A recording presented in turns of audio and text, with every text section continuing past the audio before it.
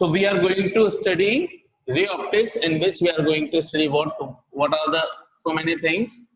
सबसे पहले हम देखेंगे रिफ्लेक्शन, ठीक है। रिफ्लेक्शन, और रिफ्लेक्शन भी एक थ्रू प्लेन सरफेसेस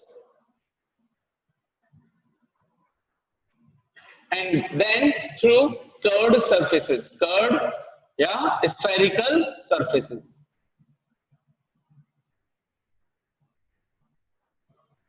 ठीक। कर्व सरफेस के अंदर या स्फेरिकल सरफेस के थ्रू जो हम रिफ्लेक्शन देखेंगे वो दो तरह से होंगे, एक थ्रू कॉनकेव मिरर और एक थ्रू कॉन्वेक्स मिरर। यानी कि जो भी रिफ्लेक्शन होना है उसके अंदर जो सरफेस रिफ्लेक्शन करेगी उसको क्या बोल देंगे, मिरर, या प्लेन सरफेस बोल दो या प्लेन मिरर बोल सकते हो इसी तरह से इसको आप, ठीक है। प्लेन सरफेस का मतलब प्लेन मिरर के थ्रू देखेंगे, इसमें कॉनकेव मिरर और कॉन्वेक्स मिरर इसके अंदर देखेंगे। तो ये तो रहेगा हमारा रिफ्लेक्शन का पार्ट। फिर इसके बाद हमारा नेक्स्ट पार्ट आएगा, वो रहेगा रिफ्रैक्शन, ठीक है। तो इसमें भी रिफ्रैक्शन थ्रू प्लेन सरफेसेस। अब अच्छा, जब भी रिफ्लेक्शन होगा वो कौन से मीडियम होना चाहिए, ट्रांसपेरेंट मीडियम। ट्रांसपेरेंट का मतलब एक ऐसा मीडियम जिसके थ्रू लाइट पास हो सके, वो सभी मीडियम जहां से लाइट पास हो जाएगी उसके थ्रू रिफ्लेक्शन फेनोमेनन हो जाएगा। तो जनरली हम बोल रहे हैं प्लेन सरफेस, और प्लेन सरफेस में हम स्टडी करेंगे through a glass slab, glass slab से रिफ्रैक्शन। फिर स्टडी करेंगे हम through curved surfaces, refraction through refraction by spherical surfaces, spherical या कर्व्ड सरफेसेस।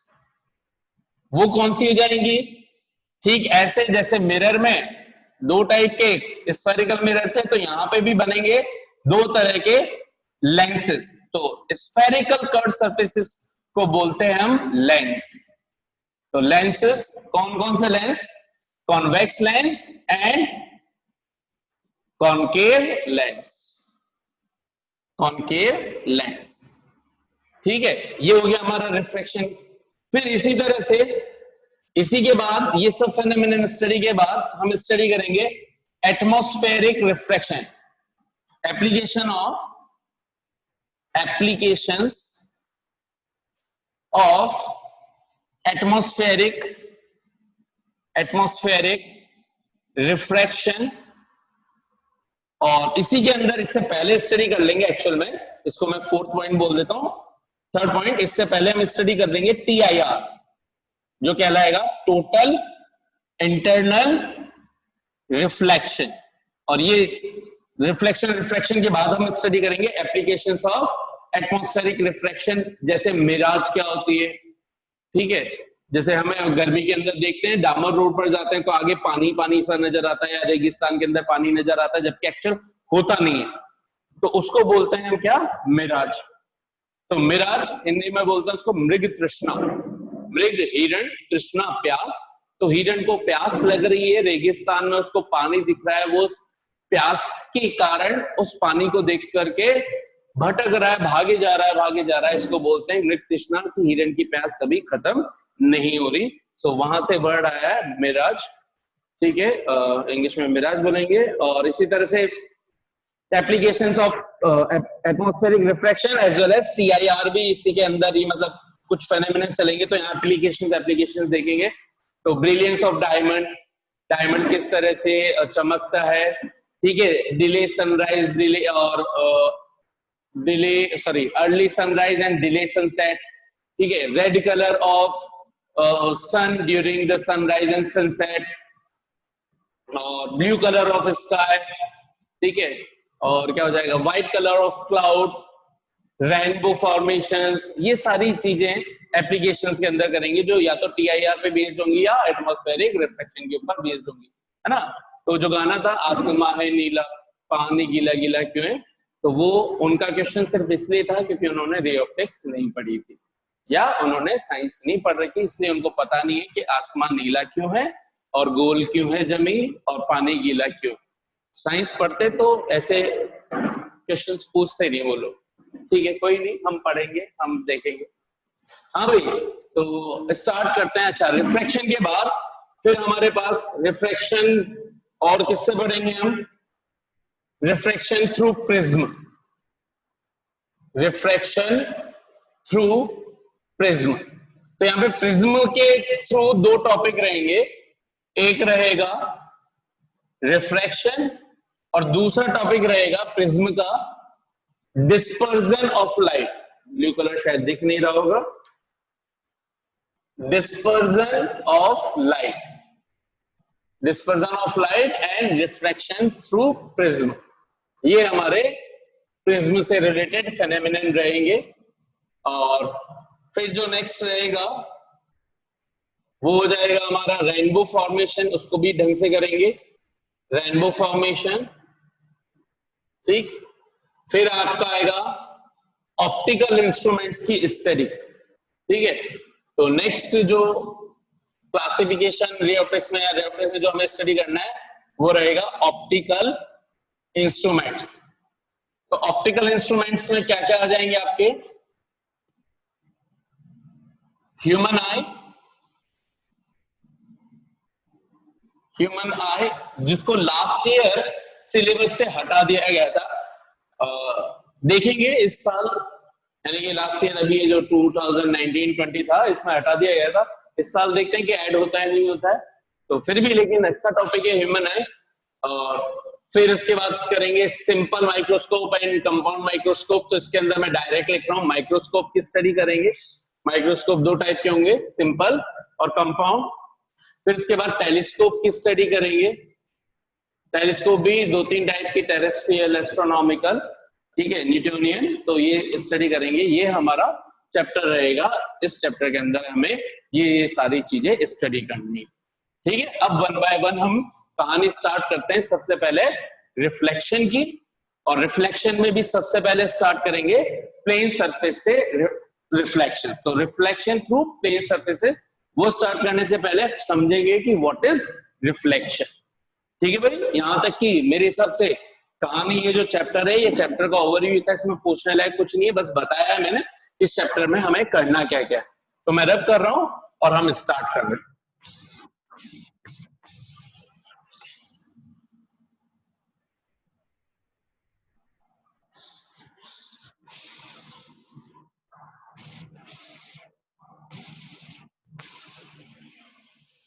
और बीच में अगर कुछ एक आधा टॉपिक कोई छूट गया होगा तो वो उस टाइम देख ही लेंगे।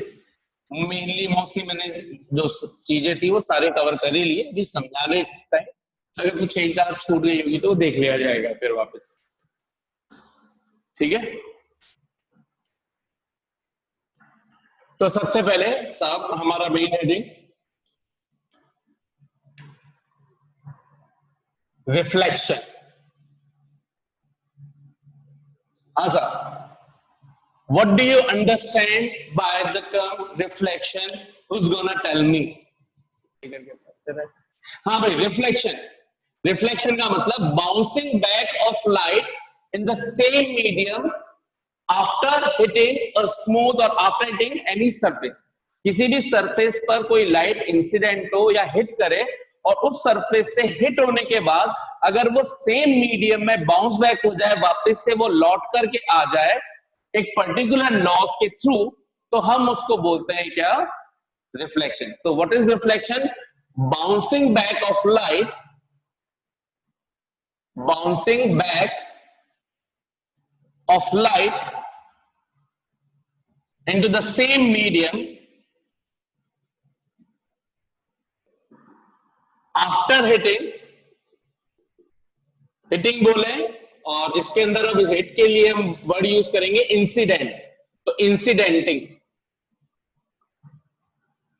After incidenting on a surface. So such phenomenon जिसके अंदर लाइट बाउंस बैक हो जाए, उस ऐसे फेनोमेनन को हम क्या बोलेंगे? रिफ्लेक्शन। तो ये आपने बचपन से पढ़ रखा है। तो सबसे पहले हम यहां पर देखेंगे reflection through plane surfaces. Reflection through plane surfaces. ठीक है, तो देखिए साहब यहां पर लेट्स सपोज ये कोई प्लेन सरफेस है और या फिर इसको मैंने मिरर ही मान लिया। मिरर बनाने के लिए क्या किया, एक स्मूथ प्लेन सरफेस को पीछे से पॉलिश कर दिया, मतलब उसकी एक one of the side polish कर दी। जो साइड पॉलिश की जाती है उसकी अपोजिट साइड पर लाइट इंसिडेंट होगी हमेशा, ये ध्यान रखना है। यानी कि रिफ्लेक्शन अगर अकर होना है तो लाइट जिस फेस पर इंसिडेंट हो वो फेस का होना चाहिए पॉलिश्ड का अपोजिट। जिधर पॉलिशिंग नहीं है वो वाली सरफेस, वो वाला फेस कहलाएगा रिफ्लेक्टिंग साइड। तो इसको बोलेंगे रिफ्लेक्टिंग सरफेस, और इसको बोलेंगे ये जो शेड कर रखा है हमने, इसको बोलेंगे हम क्या, पॉलिश्ड सरफेस। पॉलिश्ड सरफेस, ठीक है। जो भी लाइट, कहीं से भी लाइट के किसी सोर्स से आकर के इस बाउंड्री पर हिट होगी रिफ्लेक्टिंग सरफेस पर, उस लाइट को बोला जाएगा इंसिडेंट लाइट या इंसिडेंट रे। तो इंसिडेंट रे, अब यहां पे रे ऑप्टिक्स पढ़ रहे हैं, यानी कि लाइट को हम क्या मान रहे हैं, रे। एक डायरेक्शन में, सीधी डायरेक्शन के अंदर ये आगे बढ़ती हुई जाएगी, ठीक है। So this is the incident ray. ये इंसिडेंट रे हुई, जिस पॉइंट पर ये हिट होती है, सरफेस के जिस पॉइंट पर ये हिट होती है उस पॉइंट को हमने नाम दे दिया O, और इसको बोलते हैं पॉइंट ऑफ इंसिडेंस। इस पॉइंट O को क्या बोलेंगे, पॉइंट ऑफ इंसिडेंस। इंसिडेंट होने का पॉइंट, पॉइंट ऑफ इंसिडेंस। जिस जगह पर ये हिट हुई यानी कि O पॉइंट पर, वहां पर तुरंत एक नॉर्मल ड्रॉ करेंगे। Now what is normal? Normal एक ऐसी लाइन जो गिवन सरफेस के परपेंडिकुलर हो। अब यहां पे सरफेस कैसी, ये वाली, इसके परपेंडिकुलर लाइन क्या होगी? अगर ये हॉरिजॉन्टल बोल रहे हैं तो इसके परपेंडिकुलर कौन सी लाइन होगी? ये वाली। तो ये इस लाइन को हम क्या बोल रहे हैं? नॉर्मल। तो इसको हम रिप्रेजेंट करते हैं सिंबल एन से। इंसिडेंट रे को मैं शॉर्ट में लिखता हूं IR, इंसिडेंट रे। नॉर्मल के लिए सिंबल यूज किया कैपिटल N, और ये हमारी क्या बोली जाएगी? नॉर्मल रे। एक ऐसी लाइन जो पॉइंट ऑफ इंसिडेंस पर इंसिडेंट के लिए, इंसिडेंट रे के लिए perpendicular. Now the angle present between the normal and incident ray is called angle of incidence and represented by small I. So angle I is called angle of incidence या simply incident angle. Angle of incidence बोलो, incidence. Angle of incidence बोलो या incident angle बोलो, एक ही बात है। अब क्या बोल रहे हैं? ये एरोज, इंसिडेंट रे पर एरोज बनाना जरूरी है। एरो ये बताता है कि लाइट की डायरेक्शन क्या है। तो एरोज से हमें पता चला कि लाइट उधर से इधर की तरफ आ रही है, हिट हुई ऊपर, और ऊपर हिट होने के बाद ये बाउंस बैक हुई। बाउंस बैक जब होती है तो ये जो बाउंस बैक हुई तो उसको शो कैसे किया? एरो इधर की तरफ ऊपर बना करके। तो इस रे को बोलते हैं हम रिफ्लेक्टेड रे। दैट रे which will bounce back into the same medium. ऊपर अगर एयर थी तो इधर भी एयर ही है, इधर टकराई, टकरा करके वापस आ गई, यहां टकराई, टकरा के इधर ही चली गई, तो सेम मीडियम के अंदर। अच्छा, the angle between normal and reflected ray is called angle of reflection, angle R। तो इसको बोलता है एंगल ऑफ रिफ्लेक्शन, ठीक। अब यहां पर ये तो हो गया फेनोमेनन किसका? रिफ्लेक्शन थ्रू प्लेन सरफेसेस, कि ये रिफ्लेक्शन साहब ऐसे अकर होता है। अब इस पर जब ऑब्जर्वेशन किए गए, एक्सपेरिमेंट्स किए गए, तो देखने को क्या मिला? कुछ रिजल्ट्स। उन रिजल्ट्स को फॉर्मुलेट किए, बार बार एक्सपेरिमेंट किए, तो सेम टाइप के सिमिलर रिजल्ट मिले, जिनको बोला गया laws of reflection. Laws of reflection. So what are the laws of reflection? ठीक है, मैं एक बार फिर से यहां पे बनाता हूं एक छोटा सा 3D व्यू। और फिर उसके बाद लॉज ऑफ रिफ्लेक्शन को लिखेंगे।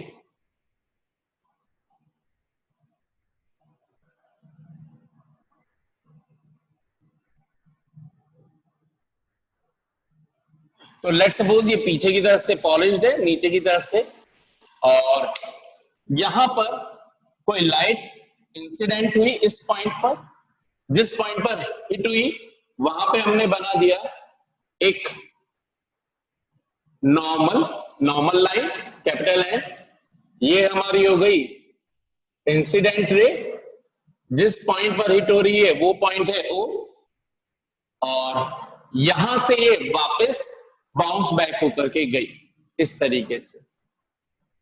तो इसको शॉर्ट में मैं लिखता हूं RR, अभी रिफ्लेक्टेड रे।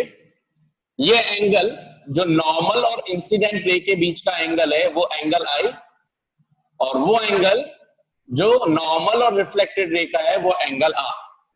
ठीक है, आई गेस 3D व्यू अच्छे से क्लियर हो गया होगा। तो अब यहाँ पे लॉज ऑफ रिफ्लेक्शन जब एक्सपेरिमेंट्स किए गए तो ऑब्जर्वेशन क्या आया, तो वो लिख रहे हैं, according to laws of reflection, first law जो बोला गया या फर्स्ट जो ऑब्जर्वेशन हर बार रिपीट हुआ वो ये हुआ, angle I is equal to angle R, यानी कि angle of incidence is always equal to angle of reflection, यानी कि जो भी लाइट इंसिडेंट होगी, जो भी रे इंसिडेंट होगी, वो हिट होने के बाद इस तरह से बाउंस बैक होगी कि जो उसका जितना उसका एंगल ऑफ इंसिडेंस था उतना ही उसका एंगल ऑफ रिफ्रैक्शन भी होगा।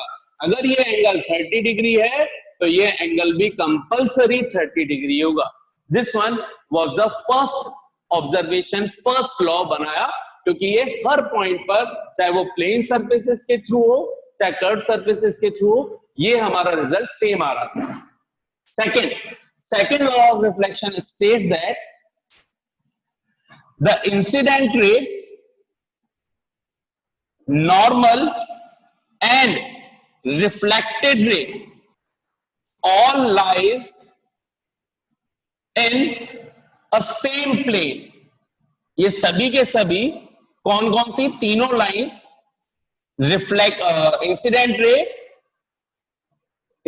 कौन सी, ये वाले, नॉर्मल और रिफ्लेक्टेड रे, ये सभी के सभी एक सिंगल प्लेन में लाई करते हैं। अब प्लेन का मतलब क्या हुआ, इन तीनों को समझिएगा, ये मेरे पास, ये मान लीजिए इंसिडेंट रे, ये हिट हो रही है, और ये वाली जो रे है ये बाउंस बैक हो रही है, और इनके बीच में मैंने ये नॉर्मल बना दिया। ठीक है, तो ये सिचुएशन। अब प्लेन का मतलब है मैं इनके चारों तरफ एक फ्रेम बना दूं, जैसे हमारा पिक्चर फ्रेम होता है, फोटो फ्रेम, एक फ्रेम बनाना है 2D फ्रेम। उस 2D फ्रेम के अंदर ही ये लाई कर रहे होंगे, जैसे बोर्ड पर अभी ये मार्कर रख दिए, या जैसे टेबल टॉप पर तीनों मार्कर ऐसे मैं रख दूं तो एक ही प्लेन पर हुए, तो ठीक ऐसे ही इनके चारों तरफ अगर एक मैं फ्रेम खींच दूं तो उस फ्रेम में ये होंगे, उस फ्रेम से कोई भी एक बाहर नहीं होगा, ऐसे नहीं होगा। आप देखिए यहां पर अगर मैं फ्रेम बना दूं ऐसा, तो ये वाला मार्कर बाहर हो गया, यानी कि ये इस फोटो फ्रेम में नहीं है, तो 3D फ्रेम हो गया। तो हम क्या बोल रहे हैं कि जो भी ये तीनों लाइंस हैं, incident ray, normal and reflected ray, ये सभी की सभी क्या होनी चाहिए, सेम प्लेन के अंदर होनी चाहिए। तो उस प्लेन को मैं शो कर रहा हूं डॉटेड। ये मैंने एक प्लेन बनाया और उस प्लेन को फ्रेम बना दो as a frame, photo frame, तो इस फ्रेम के अंदर ही रहेंगी ये तीनों रेज। या आप यहाँ चाहो तो यहां से भी कर सकते हो, कोई दिक्कत नहीं। इससे बाहर यानी कि 2D से बाहर नहीं होंगी, अगर हो रही है so it is not the reflection, 100% true. तो ये था इसका सेकंड लॉ। तो how many of you learn the laws of reflection? अभी मेरा क्वेश्चन ये है कि अगर ये कोई इंसिडेंट रे है जो सरफेस के साथ 90 डिग्री से हिट हुई है, क्योंकि बोलने में हो सकता है वो दिखने में टेढ़ी मेढ़ी नजर आए, तो अगर ये कोई लाइट रे 90 डिग्री के साथ हिट हो सरफेस से, तो आपको बताना है कि ये इंसिडेंट रे है, तो एंगल ऑफ रिफ्लेक्शन कितना होगा? Option A 90 degree, B 0 degree, C 180 degree, D none. तो भाई ऑप्शन ए कितने जने बोल रहे हैं? Option A. हाँ भाई, जिसको क्लियर नहीं हुआ वो फिर से, ये एंगल 30 डिग्री है, ये एंगल 30 डिग्री है, इसको इधर कम किया 20 डिग्री से, तो रिफ्लेक्टेड रे भी 20 डिग्री हो गई। ये 10 डिग्री, तो ये 10 डिग्री, ये 5 डिग्री, 5 डिग्री। जिस टाइम ये 0 डिग्री, तो ये भी 0 डिग्री हो गई। जल्दी से बता दो भाई, कितनों को कहानी समझ में आ गई?